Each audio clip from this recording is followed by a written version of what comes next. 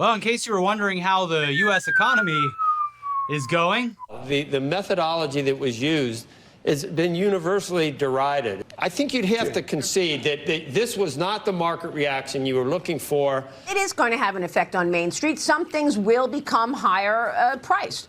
We will see some products actually be raised in price because companies will pass on the cost of tariffs to consumers. U.S. real GDP is on track to decline about 1% in the second quarter and in the third quarter, with unemployment rising.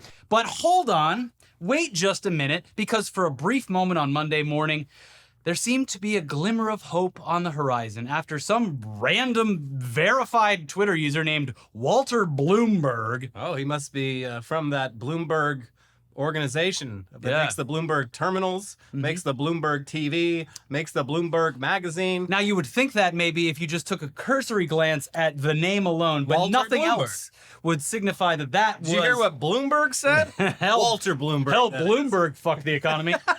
So Walter Bloomberg seemingly confirmed that the president was considering a 90-day pause on tariffs for all countries except for China. This news, fueled by the algorithmic reach that the user bought and paid for on Twitter.com, sent stocks skyrocketing, adding trillions of dollars in value back into U.S. markets before the White House confirmed that this random blue check named Walter Bloomberg just made the whole thing up. It was a complete farce, a fantasy. But hey, at least we got to see what it would have been like if these tariffs were removed. If the tariffs were removed, it seems like there's still time for this to recover quite quickly. This could have been an Eli Lilly fake Twitter account scenario where they're like, oh, fuck, well, I guess it worked. We should just do it.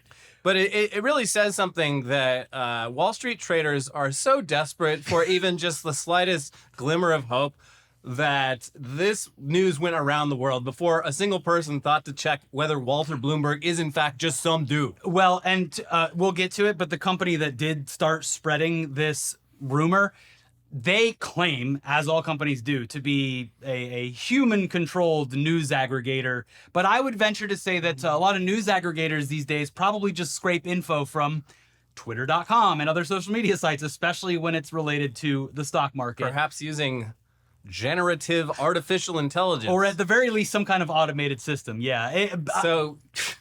The sudden reversal of news sent stocks tumbling by the trillions yet again, and they continued to drop throughout the rest of the day as the United States isolates itself from the rest of the world and attempts to dismantle whatever's left of global trade based on the, frankly, just downright fucking stupid idea that every country should be buying just as much from us as we buy from them. Someone pointed out that I guess every person in Vietnam is forced to buy a Ford F-150 based on these. It's the only way we can make this fair. And they're talking like they literally.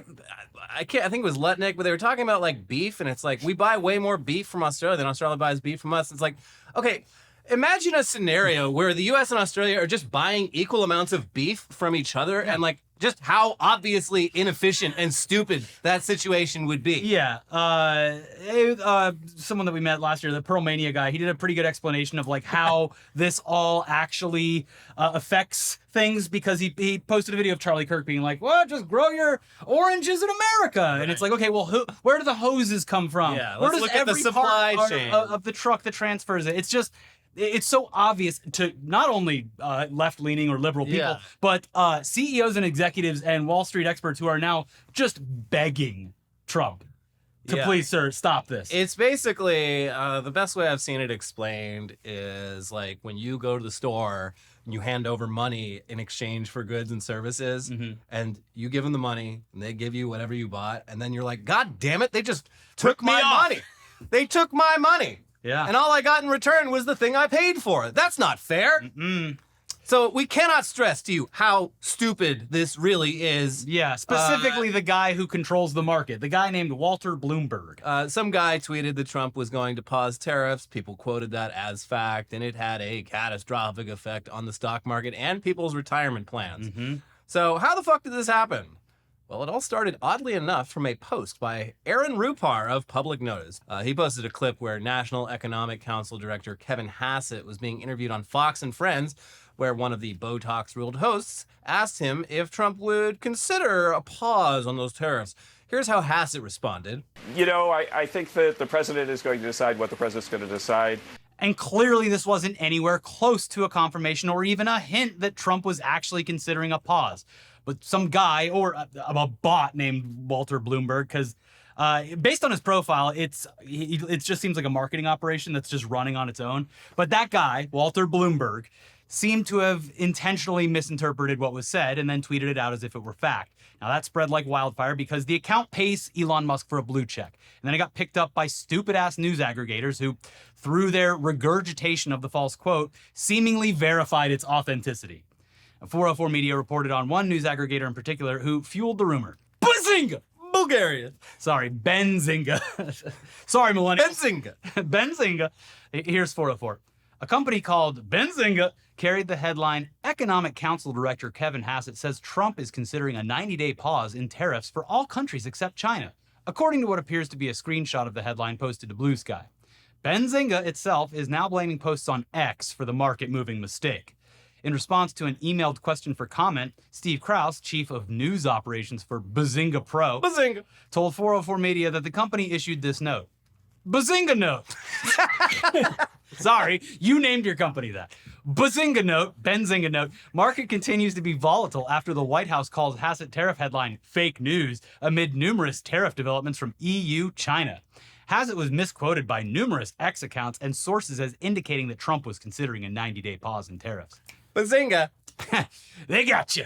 And they go on to say that Bazinga is a company that provides quick info to financial professionals and that the quote actually made it all the way to CNBC. I love that the guy who runs the news aggregation service that is paid for by industry professionals to be accurate and timely is like, okay, yeah, sure, but that's not our fault because some guy tweeted it. What are we supposed to do? Vet things? Critically think about anything? Call one person? Literally just play the fucking tape of what the guy actually said on the TV? Come on. Apparently, Hassett's been saying that Trump will consider a 90-day pause in tariffs for all countries except for China. Except for China. Oh, well, that's huge. I mean, that changes the game. Anyway, everyone's dumbass powers combined to create a snowball effect on social media before ultimately making its way to the White House, where the quote was refuted. Yeah, no, we're not doing that. Not even refuted, just doubled down on the original plan. But obviously not before the whole thing sent the markets on an extremely painful roller coaster ride for average Americans. For rich people, it was fine. They just keep buying the dip. This is working out great for them. Well, here's the Wall Street Journal with more on the results of this tweet and subsequent spread. A wild stock market swing based on false information added $2.4 trillion in value and erased it almost as quickly this morning. The episode played out in just over half an hour, all based on misleading reports that said President Trump was considering a 90-day pause to implementing tariffs. It underscored how easily misinformation and Wall Street's high-frequency trading strategies that react to headlines in seconds can impact asset prices. News that tariff-shocked investors had been dying to see began circulating on social media shortly after 10:10 a.m. in New York. Hassett, Trump is considering a 90-day pause in tariffs for all countries except China, the headline read, in an apparent reference to words from Kevin Hassett, director of the National Economic Council. Stock indexes soared. The broad-based index added $2.4 trillion in market value in 10 minutes from 10:08 to 10:18 a.m., according to Dow Jones market data. By 10:41 a.m., it had all been wiped out. The S&P 500 erased $2.5 trillion in value in around 23 minutes after the White House quickly denied that such a pause was being discussed. And I'm just going to point this out. It is obviously insane that one random Twitter user was in temporary control. Right, that's not just any random Twitter user. That's Walter Bloomberg. So they then talk about the spread of this quote and how it bounced around numerous reputable outlets after being juiced on social media. A CNBC anchor read the news live on air around 10:15 a.m.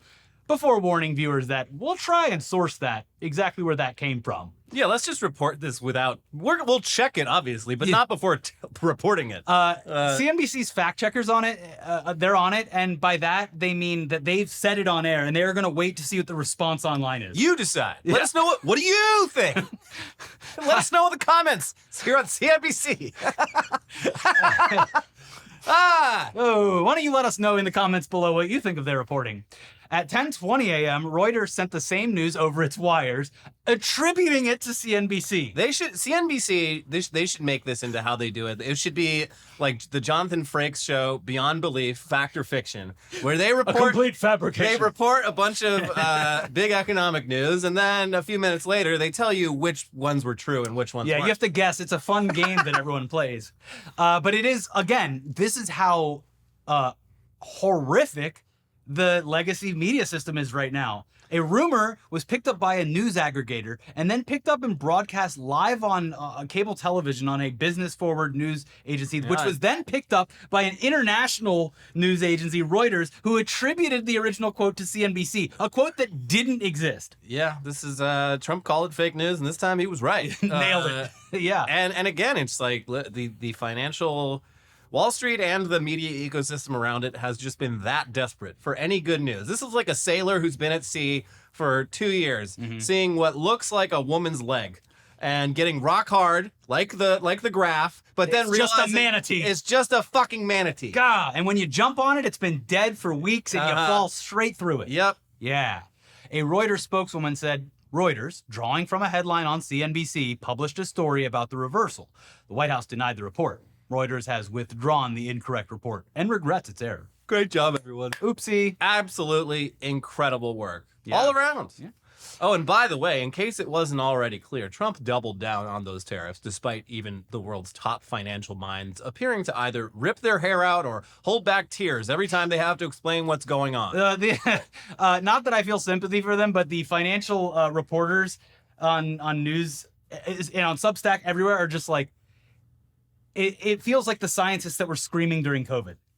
Yeah, because this is essentially what would happen if you let a child take control of the economy. And it's a lesson that's long overdue for them to learn, because they... Almost 100 years to the day, yeah. They, for the longest... Well, that, and just for the longest time, all these the financial news outlets did not take what Trump was saying seriously. This is a even more significant dog catching the car scenario than maybe we've seen. Yeah. So yeah, it looks like Trump's big red recession button, it works just fine. And actually, these tariffs, guys, they're actually quite beautiful. So we're going to keep doing them, apparently. Yeah, I guess we got to do it. They're very pretty. Even before the latest market crash, Trump was truth socialing about it, just how horny he was for these big, voluptuous, beautiful tariffs. Hey, who doesn't love a nice BBT? Oh, so many tariffs. Yeah. They are already in effect, and a beautiful thing to behold. The surplus with these countries has grown during the presidency, quote unquote, of sleepy Joe Biden. We're gonna reverse it, and reverse it quickly. Someday people will realize that tariffs, for the United States of America, are a very beautiful thing. The outlet also added that additional tariffs are set to take effect on Wednesday. Get ready, folks. Why, you thought you had it before, but I've actually been edging you the entire time. Oh. Right before we filmed this, by the way, there was an interview with the president in the Oval Office where reporters asked him, again, directly, now that we've got your ear, sir, what do you think about pausing those tariffs? Yeah, I mean, you saw what had happened to the Look at this graph! You love graphs. We brought a graph for you. You see, when they said that tariffs are going away, boom, $2.4 trillion. So we're just going to ask once again, sir, what do you think? Would you be open to a pause in tariffs to allow for negotiations? Well, we're not looking at that. We have many countries that are coming to negotiate deals with us, and they're going to be fair deals. And in certain cases, they're going to be paying substantial tariffs. We're fucked. We're fucking fucked. Yeah. I should have pulled all my money out of the market when I had the chance. Now I'm underwater. I'm not, but I have. I think today officially, all of my gains from the last 365 days were wiped out. I'm back to zero. Oh, but wait, and they're gonna go down even more. There's no sign of stopping. You'll be saying that you'll be saying thank you by yeah. I mean, who knows? A month from now, I might have lost all of my gains from when I started trading in like 2017. Yeah, like I have a retirement account. It's not. There's no way it'll ever make me livable past a certain age. Yeah. But luckily, I'm still relatively young. This is probably a very stressful and horrifying situation for people who are either right at retirement age or they're not starting to pull. They're not retiring. Sorry. Ugh. So very cool, Mr. President. And we've already explained to all of y'all how stupid this all is, right down to the fact that the administration appears to have used an AI chatbot to come up with all the calculations. But just look at the stock market. Look at that graph. Or listen to anyone who isn't fully brain poisoned by this cult. Even capitalist shithead executives are begging him to stop. Please. And what was he doing while all of this and the nationwide protests and everything was taking place? Yeah, he was fucking golfing. Yeah, of course.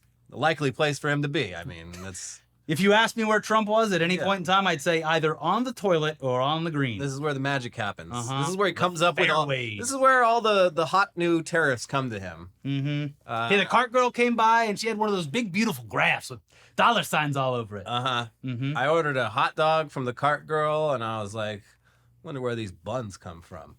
And then I found out and I added new tariffs. Yeah. Because that hot dog was too cheap. Chef wanted to pay Narito, more. get out. Anyway, it somehow gets worse. Not only was Trump golfing, not only was he hosting the Saudis tournament at his country club, he was doing so while he was supposed to be meeting with the families of the soldiers who were found dead in Lithuania last week after their vehicle sank in a bog. Instead, he sent Pete Hegseth to go and do that. Yeah. And went golfing with the boys, the Saudi boys. Yeah, they're going to touch that globe again a couple more times. Yeah, which, I mean, come on. He's skipping honoring fallen service members that perished during his presidency, and he skipped that. Come on, Hogs, this is the shit you're supposed to care about. This is like your shit. And then he goes golfing with the fucking Saudi. Not only golfing, hosts the tournament, the LIV tournament. The Saudis, the people who did 9/11, allegedly. But like, how is this? I just don't get it. How can you just be like, cool, yes. How is this not breaking the brains of conservatives? I know why it isn't, because they're very, they have this neuroplasticity that is, science has never seen. Oh yeah, I can be pragmatic too. Yeah, anyway, here's Mediaite. Maggie Haberman with the New York Times told CNN's Anderson Cooper Friday night that President Donald Trump skipped the dignified transfer of remains for 4 soldiers earlier in the day because he stopped caring about optics. Trump traveled to Florida and sent Defense Secretary Pete Hegseth to Dover Air Force Base to greet the remains of 4 soldiers who were found dead in Lithuania Monday following an exhaustive search. The families of the 4 troops, who had been missing since late last month, were in attendance at the transfer. The president attended a live golf event at his Doral Golf Resort. The Trump family is a live golf business partner. Trump also played a round of golf. And they add that Friday morning, the Washington Post quoted a person reportedly close to Trump's inner circle who said he had reached a point where he no longer cared about negative headlines. Quote, he's at the peak of just not giving a fuck anymore, the person said. Bad news stories? Doesn't give a fuck. He's going to do what he's going to do. He's going to do what he promised to do on the campaign trail. He didn't, I mean, they're acting like this is all according to plan, but I mean, none of this shit's a surprise, but this is also not how this shit was really pitched or perceived. No, but also very scary that they're just like, yeah, you know what? He Fuck doesn't you. care. Yeah. He's the Mad King. And that's what they're admitting. Yeah. I mean, listen, we've been saying this for years, but this is a constitutional crisis on so many levels. Yeah. And usually in normal countries, other countries, when you have a constitutional crisis, what that triggers eventually is a new republic, a new constitution. You go back to the constitution and you rewrite it because it's fucking broken and it doesn't fucking work. Yeah, he's like showing you how it can be exploited. And, I mean, anything less than that from Democrats is not enough. When they do eventually get their power back, which they will, assuming democracy still fucking exists. Yeah. Their shit needs to get fixed. Yeah. Anyways, not that it matters if Trump goes golfing at this point. He essentially just signs off on orders written up by Stephen Miller and ChatGPT all day. And then he just slinks over to the camera every once in a while to promote his $5 million immigration fast passes. The gold card. $5 million. For $5 million, this could be yours. Wow. We truly are living in hell. Like, I don't know. When I see that, I'm just like, how is this fucking real? I'm still shocked. It's what we deserve. But please allow us a moment to collectively laugh off the horrors, because one of our favorite posters has altered reality in his own way, as the workwear guy allegedly convinced 2 of his online haters to show up at the same place to fight him, and they ended up fighting each other. Oh, I didn't see this. I just saw he was trying to get he was arguing with one guy trying to get him to show up at there's footage of the Uniqlo and people fighting in front Holy of it. shit. Yeah, he gave alternate descriptions to each of his online enemies, resulting in them fighting, quote unquote, each other. Now, it looks like the argument was real, the online argument, and people did show up to see a fight. But it's clearly 2 people messing around and just hamming it up for the camera as mutual fans of Derek Guy. Oh, so it's not the actual guy? It seems like all of the people that follow him, or, not all, but some people showed up to see if he would actually just show up and probably just to meet him. Yeah. And since the fight didn't happen, they were probably just like, oh, let's film it really quick. I mean, he might have been there. No one knows who he looks like. Exactly. They just know that he's Asian. He was the one fighting.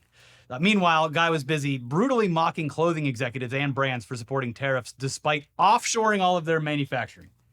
Yeah, the clothing industry in particular, what are you doing? Yeah. Do you know where your shit comes from? This is a theme with a lot of CEOs that just don't seem to get it. Weirdly, a lot of like heavy MAGA dudes or, small business owners or whatever, they're going to be feeling this really hard. Yeah, a friend of mine works in industrial real estate. And he's been talking, like, he builds like these giant warehouses, a lot of warehouses out in like the Eastern California, where the big distribution centers are. Skechers facility. And he's like, I get on these conference calls with all these like fuckers over in like Texas, and they're all just like, well, geez, like we're fucked. Yeah. I didn't think he'd do it. And it's like all these people clearly You voted for it. Yeah. You voted for it. It's wild, but like, yeah. We get to a Ken Jennings quote later when we talk about how Bluesky has no sense of humor, but he kind of sums it up. It's like, okay, so you voted for the racism. Mm-hmm. Just admit that now. You got it. You got other stuff too. Yeah. But back to the fight. The Jake Paul, Mike Tyson, the Elon Musk, Mark Zuckerberg of 2025, Derek Guy versus some internet troll. This is my WrestleMania. And you know what? At the very least, the fake fight, it was a somewhat nostalgic moment of the online world spilling into real life. It almost felt like a flash mob. It's just like, okay, that's a fun thing that happened. Anyways, we're going to go through the conversation and let you know what preceded this alleged fight. Let's go right now. Meet me outside Uniqlo, San Francisco at 5 p.m. How about this Sunday? Okay, Sunday, 5 p.m., outside Uniqlo, San Francisco. What's the street address? I know you may be kidding, but I'm fully serious. It is a long drive, so it would be upsetting if I drove all the way there for nothing. He then provides the store's address. And then, the tough guy says some pretty bigoted shit and then gets quote tweeted with, "You're the one who said you're going to fight me, so I said meet me outside of Uniqlo this Sunday, 5 p.m. I gave you the address. You better be there unless you're a wussy." I'll be there. This is upsetting my wife. She's the one who told me about your shit posting today. See, you had blocked me at some point for saying men ejaculated in your face. Let's hope she has it in her heart to forgive me. What? So at some point after the argument, the guy got his account suspended, which is a pretty hard thing to do on apps. Yeah, it takes a lot. But people did show up, especially after some users created flyers and partyful invites so that people could RSVP for the brawl at the mall. And look, maybe it was the guy from the internet. Who knows? But it's a 5-second clip, and they both look to be messing around. But you know what?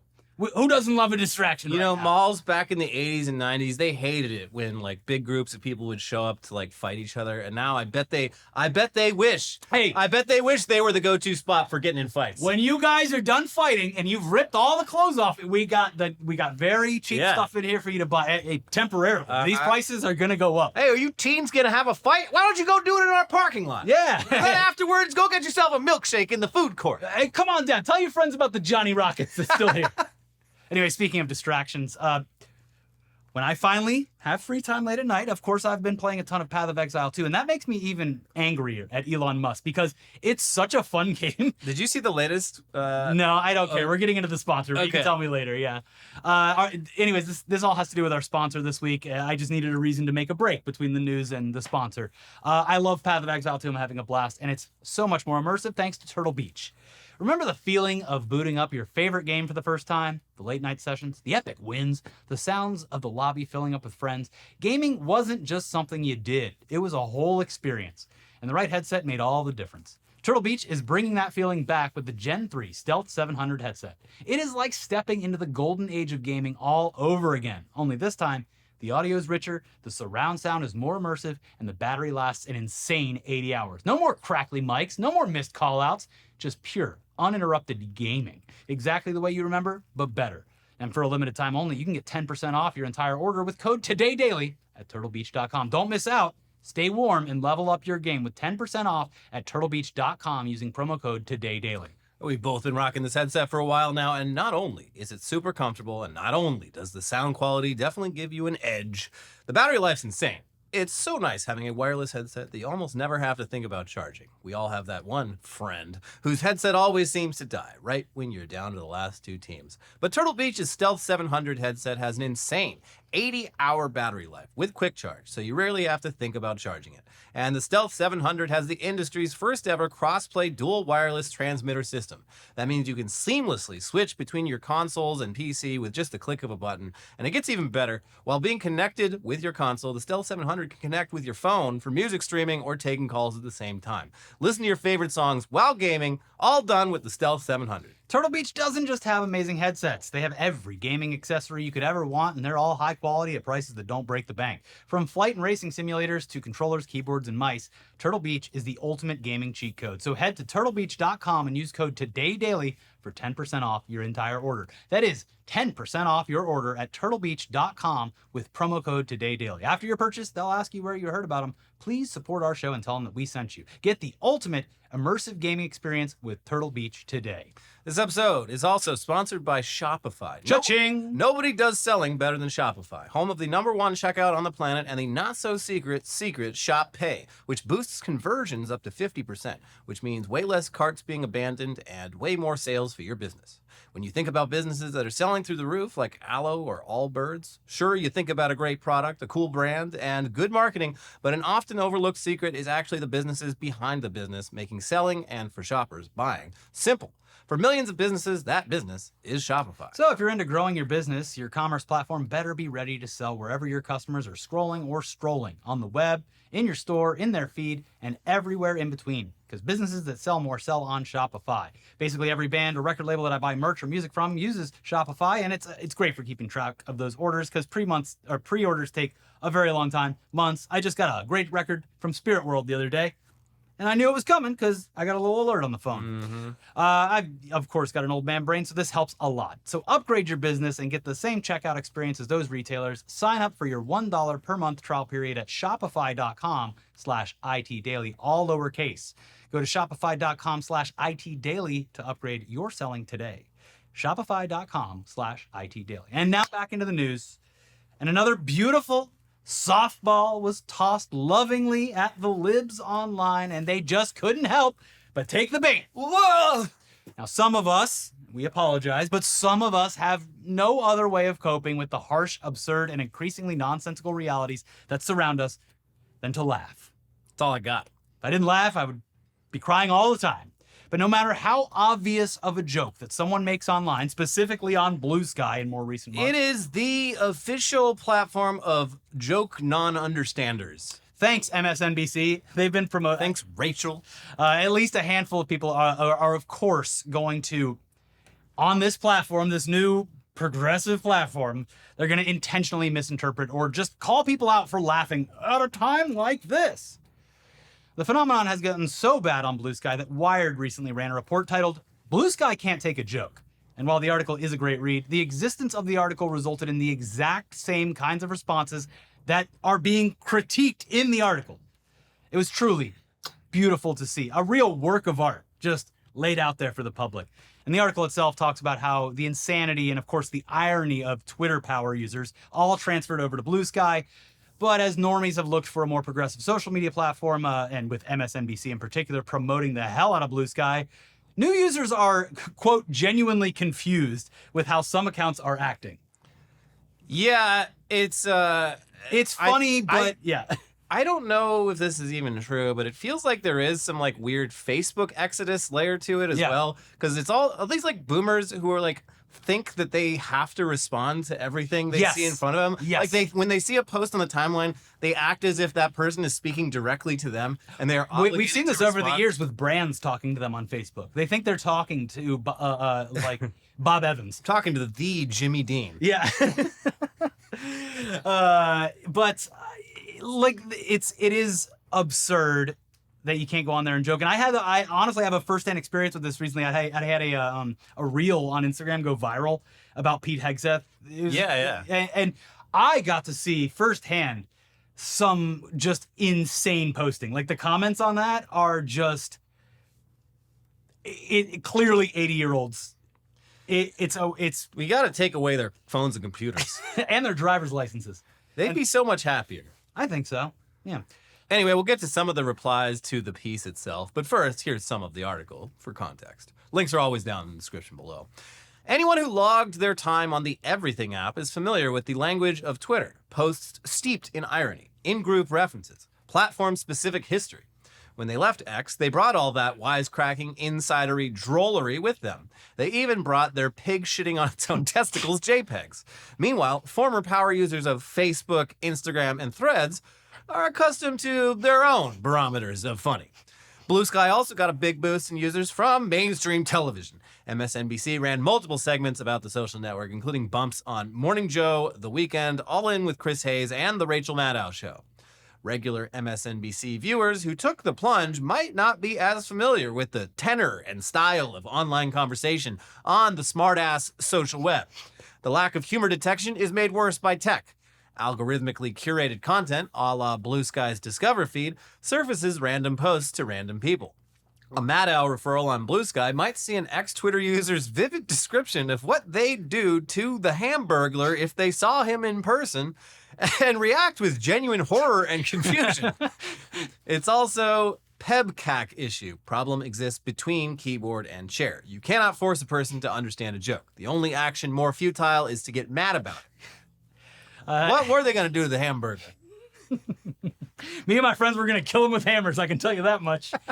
So they go on to talk about how this is actually a bigger problem than it seems because thanks to generative AI, for some people, it is actually hard to believe anything that they're seeing, leading to what some have dubbed a gullibility crisis. Now, all that is to say, people who aren't in on the joke get confused and then get angry because they're confused, and they lash out.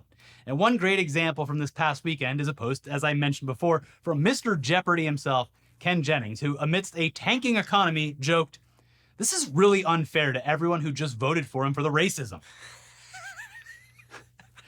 And of course, that's good. And of course, immediately some person said, "What a stupid thing to say. So racism is okay as long as economic policy is good and prices go down?"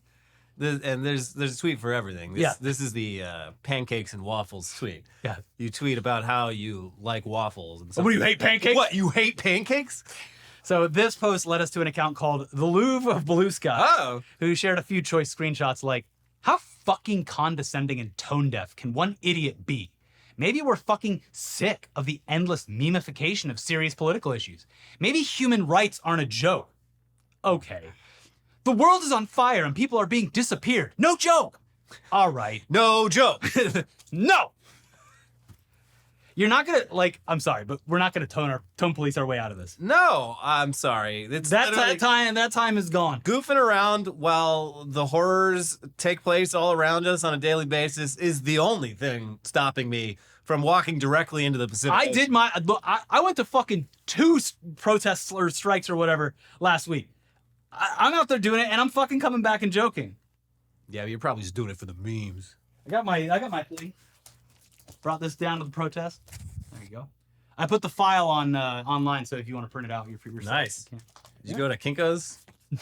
No, I printed it on my own FBI monitored printer. Wait, you have a inkjet printer? Sir, that is 4 pieces of paper glued together. How many cartridges you go through? I put it on the company account. Anyways, it's one article, of course. It's about people who are not able to withstand jokes on a social media app, where the other users tend to ideologically agree with them. Yeah, you're getting mad. There's so much to be mad at, and you're getting mad. You're doing unnecessary anger. Yeah, go ask nurses and doctors and firefighters how they cope with the horrors. Also, it should go without saying, but Yeah. Wired has been doing some of the best reporting out of any major outlet in the first 100 days of the Trump administration, part 2. And I mean, even referring to them as a major outlet, they are, but they've always been a much more niche outlet, and they are doing like national level reporting also on a lot of this shit. Yeah, then the reporting early on caused me to get a Wired subscription, mainly for the digital articles, but it came with the print subscription. It's a beautiful magazine. Oh, amazing. What a great time. I was a subscriber to Wired for about 10 years. Yeah. And I just flipped through it. They were going through a lot of cartridges on there. They got like metallic inks and they do nice work. Beautiful magazine. It is great. As I've said, my calm Zen activity is collaging now. Yes. It's a lot of great collage stuff. Yeah, it's one of the good ones for collage. I go through and I cut out like pages and I put them in a file. Yeah. I'm very old now. Yeah. You do gardening. I'm doing collage. Please put us in a home. Yeah. Well, we'll see in a year from now if you can eat those collages.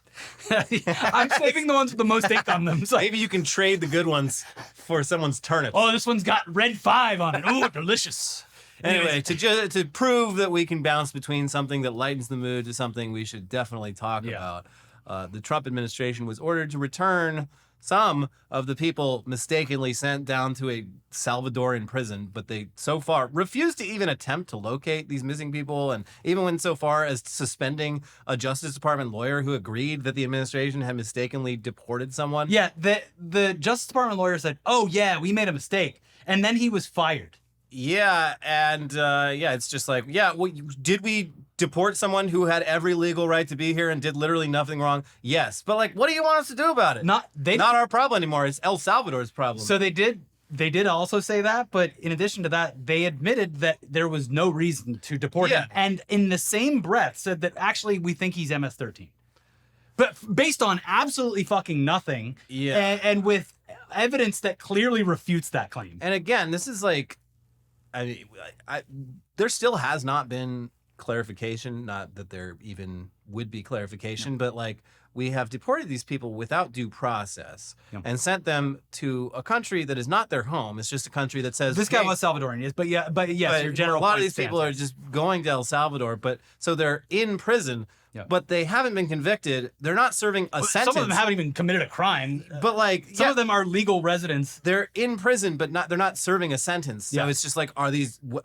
Oh, and the Trump administration is like, forever? Well, I don't know. Not our problem. They're down there now. Anyway, ghoulish, atrocious, evil behavior, but not surprising considering how quickly this has all been ratcheted up. Yeah, the mistakes are intentional at this point. You have to believe that the administration is intentionally making mistakes. I mean, when this started coming out, like, they were being a little glib about it, and like, Bukele was down there. He's like, "Whoops!" They had the fucking Tom Homan. Tom Homan literally was on the news stuff this weekend, being like, "Yeah, hey, we're all, you know what needs some more money? These deportations." And yeah, just what, 2 weeks ago, a week ago, the White House posted a Studio Ghibli AI creation. Yeah, AI is evil. Yeah. Anyway, here's the Washington Post with more. Lawyer Erez Ruveni appeared in federal court in Maryland on Friday after the government's extraordinary admission that it should not have deported Kilmar Abrigo Garcia on March 15th as part of a surprise airlift of purported gang members to the Terrorism Confinement Center in El Salvador. Ruveni acknowledged the mistake in court Friday and told the judge that he did not know what authority the U.S. used to deport Abrigo Garcia. My answer to a lot of these questions is going to be frustrating, Ruveni told U.S. District Judge Paula Zinnes in federal court in Maryland. And I'm frustrated that I don't have answers to a lot of these questions. Ruveni had worked at the Justice Department for nearly 15 years, most recently as the acting deputy director of the Office of Immigration Litigation. A Justice Department official, speaking on the condition of anonymity to discuss a personnel matter, said he was put on indefinite leave. In response to questions about Ruveni, Attorney General Pam Bondi said, "In my direction, every Department of Justice attorney is required to zealously advocate on behalf of the United States. Any attorney who fails to abide by this direction will face consequences." But he was asked questions that he literally did not have the answer to. What, Pam? What did you want him to do? Just go la la la la la. Well, this is another example. Like, we are going to come down on you if you do anything to rub up against the Trump administration. Uh-huh. Regardless of what your position in it is. But hey, somehow it gets worse. Oh, good. The administration seems to be actively working against correcting this mistake or even acknowledging it in the first place. And now U.S. Supreme Court Justice John Roberts just ruled that Kilmar Garcia does not need to be returned to the United States immediately. Yeah. Here's the Associated Press.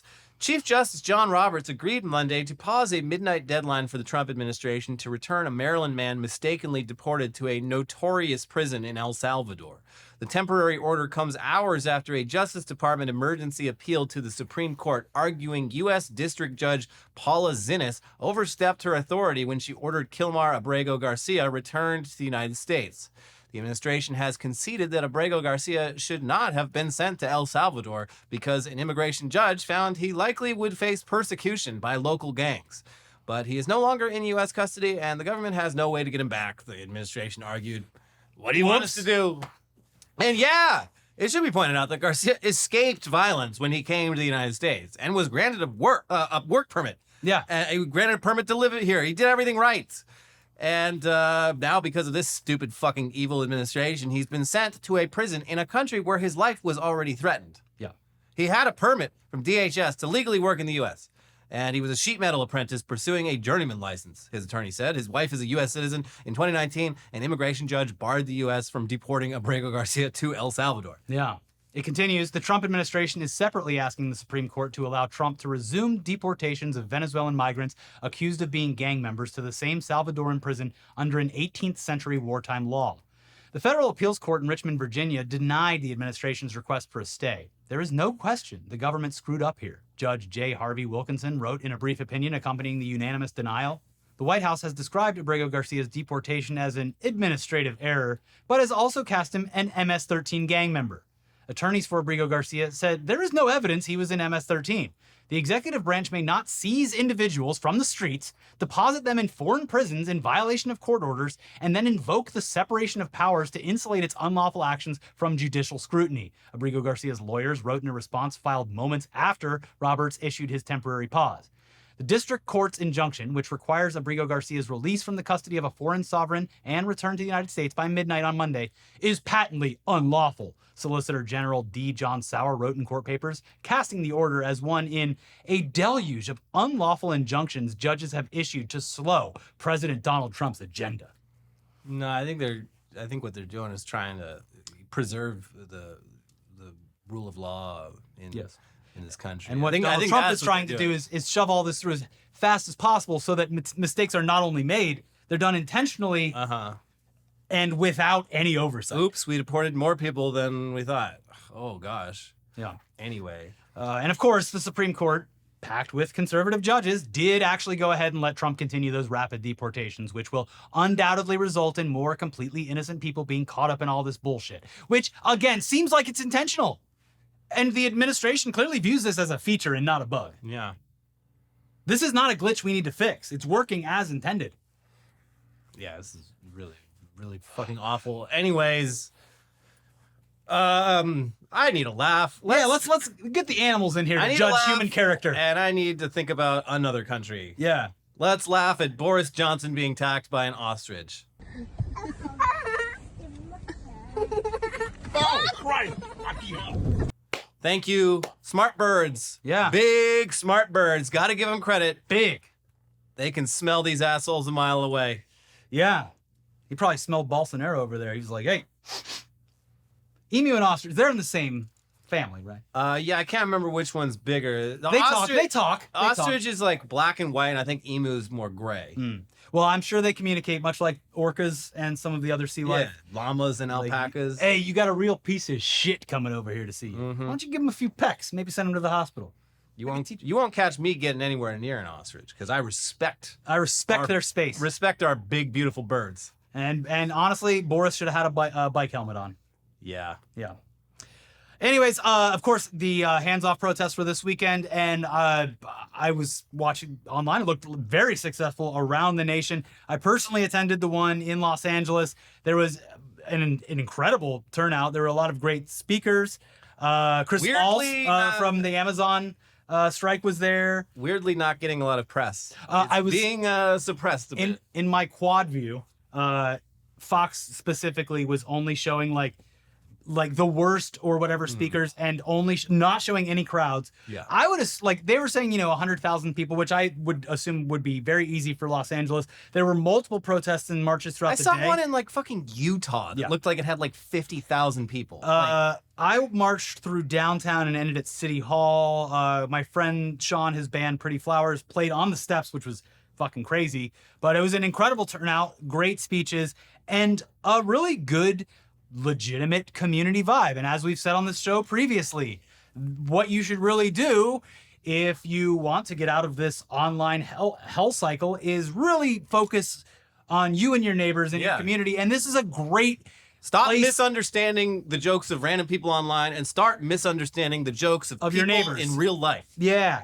But this is a gathering of like-minded folks. It really makes you feel like you're not alone. Not only not alone, but surrounded by a lot of people who want to push back against this. It was very, amidst everything else that's happening, a very heartwarming experience. I'll probably be going to more. And yeah, I thought it was... I like that it was all over the nation, not like in one certain place. I like that we kind of moved away from Tesla dealerships for once. I'm sure people will be back. Yeah. But yeah, it was overall a good experience. But then my love for the community, my love for this beautiful city, high as it was over the weekend, slightly dashed on Monday. Elliot, do you want to tell the people why? Well, you might notice the color blue is missing from our ensembles today. That's because the fucking Dodgers not only accepted, they won the World Series, and they're gonna go. As is tradition, they got invited to the White House. And not only they accepted, they seemed to, several of the players in particular, seemed to really be getting a kick out of meeting the president and hanging out there. Well, and as we said before, Blake Trinan, Clayton Kershaw, and many others not only would have accepted that invitation, are very happy to be there. Almost certainly voted for him. I just feel bad for Shohei because Trump was just like, "Hey, Shohei, you're me with Shohei. You remind me of a good friend of mine, the late great Shinzo Abe, shot to death with a little robot gun. Very sad. They call it. They called it the doohickey. His force ghost appeared to me and stopped the bullet from hitting me in the head." Yes, it was very annoying to see him rub elbows with some of my heroes. Yeah. It's just upsetting. It's a fucking bummer, dude. Yeah. It sucks. I know that they gotta go. Hopefully Gritty, whenever he gets to go again. Dabs. Gritty has been killed by the U.S. Secret Service. I wouldn't doubt it. Yeah, it's that's baseball, baby. it's not easy sometimes. Yeah, it's a real roller coaster. Yeah. Hell of an arm, though. Hell of an arm. Anyways, I'm probably not going to go to a couple games for at least a little while. Lay low for a bit. There's a lot of games. Yeah, we got a long year ahead of us, folks. Anyways, yeah, it does. It's a bummer. Anyways, please, if you haven't already, why are you waiting? Click the like button right now. What are you, protesting the like button? Like the button. Like the button. Yeah. Like the button. Like the button. Also, like the button. Also in like LA, this weekend, for some reason, if you're in LA and watching, the Bernie and AOC rally is happening. Yeah, I'll be out of town. I'm really sad. I will. I think I'll be there. I RSVP'd multiple times, so hopefully. But find a lovely community march or protest near you. Become active in your local community and hit the like button. Leave a comment. What should Trump do about the tariffs? Apparently, he's taking suggestions now from the internet. So, what do you think? If somehow you haven't seen them already, we got 2 episodes for you over here to watch. Please stay tuned for more episodes. Make sure you're subscribed, and if you feel like it, click the join button. You don't have to, but we love you. Bye. Bye.